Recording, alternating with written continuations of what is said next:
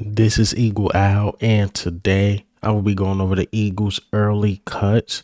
Also, I'll be talking about Jalen Carter just a little bit, but let's get straight into it. All right, so before we talk about the cuts, let's just talk about something good, something positive. Even though some people say these people don't deserve to make the team, this and that, I still hate seeing cuts for whatever reason. I hate seeing them. Sometimes these dudes never play football again. Sometimes these dudes are out of a job. Sometimes these dudes don't know what to do after football. And, this is their livelihood. So I look at them as losing their job.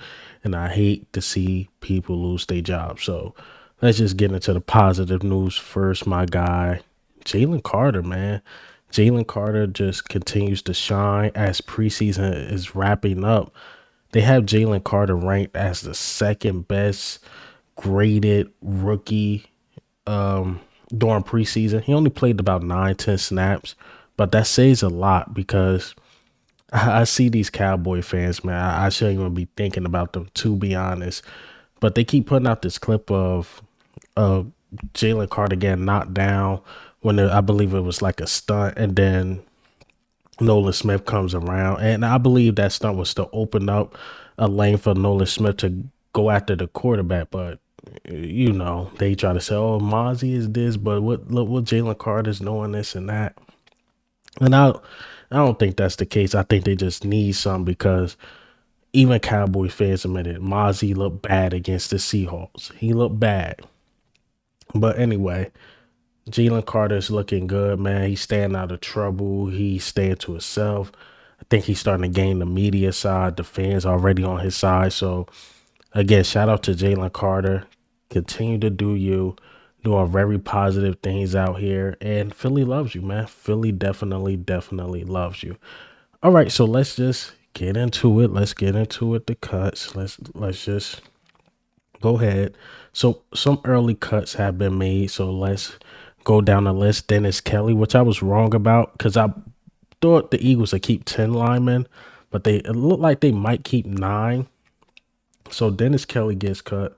Brett Toff gets cut. Josh Andrews get cut. Tyrese Robinson gets cut. That's 4 linemen right there. Ian Book, not surprised, is cut. Dan Arnold, not surprised, he's cut. Tyree Jackson, I'm really not surprised that he's cut. I know he's a fan's favorite, and I'm not surprised. And Deion Kane, another fan favorite. I even got early videos on my old page talking about Deion Kane, how he deserves to be in the NFL. Hell, we didn't have Smitty or AJ. I believe he could fit with our old wide receivers and make the roster. He just simply know how to get open, but you can't trust Deion Kane hands. They too 50-50. All right. But again, hate to see it. I know a lot of people like, man, Ian Book, he should have even put on the Eagles uniform, how bad he was looking that first game, thinking he was a running back. I agree, but again, I still hate to see a man lose his job. Shoot, Dan Arnold. Dan Arnold was a huge disappointment. Dan Arnold, a lot of people were saying, like, yo, his route run is so good. It's up there with Dallas Goedert's and this and that. I'm like, hold on. Hold on. I don't know about that, but maybe he could be some. I was called crazy at the time. I'm like, I don't think he's on Dallas Goedert's level or even Greg Katera's level, but we'll see what he got. And when I seen him in the preseason game, he just, it seemed like he's moving in slow motion. Seemed like he's moving with a piano on his back. And I know he dealt with injuries here and there, and maybe it could be getting to him because I don't think he was even better than Jack Stoll. I mean, Greg Katera, and we know he's not on Dallas Goedert level. I just thought that was completely insane to say, but I mean, he wasn't ready. I thought maybe he could be the guy to beat out Jack Stoll. I wasn't sure he was going to beat out Grant Katera because I got high hopes for Grant Katera. I think he could be one of those ones. Another video for another time. But I just simply thought, like, nah. I actually would have had Tyree Jackson over Dan Arnold, in my opinion. But let's get into Tyree Jackson, man. I know he was a fan favorite. I honestly couldn't see it. A lot of people like, I'm telling you, he can ball. His transition from quarterback to tight end, he got it. He's doing this and doing that in camp. And when I seen him in the games, I'm like, I don't know. And to me, last year he had his opportunity. He had his opportunity to show what he can do. Right. Last year, Dallas got to get hurt. Tyree Jackson, you're in. We calling your number. He showed up very, very small, extremely small. He showed up just not ready. And not only that, first year he's with us, he's dealing with an injury, okay. Place him on IR.